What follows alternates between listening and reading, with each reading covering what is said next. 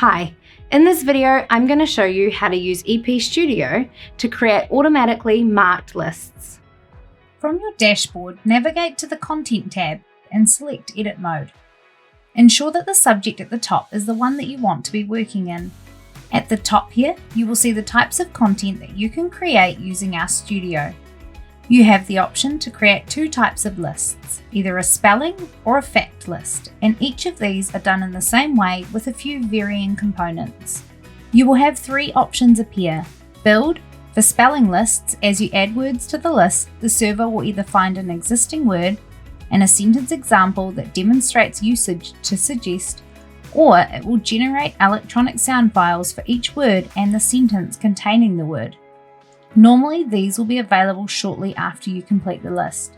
If human voices are available, these will be used instead. For fact lists, here you manually type in questions and answers, add questions by typing the question on the left and the answer on the right. You can type in synonyms of the answer if there is more than one correct answer. Import from another list.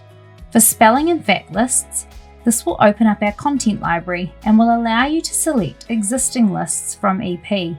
Select the entire list, and once it is uploaded into your new list, you can choose to delete or edit any of the words or facts and usage in sentence or answer options. Import from spreadsheet.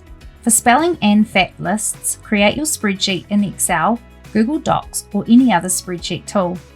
Put the spelling word or question in one column and a sentence containing that word or answer in the column beside it.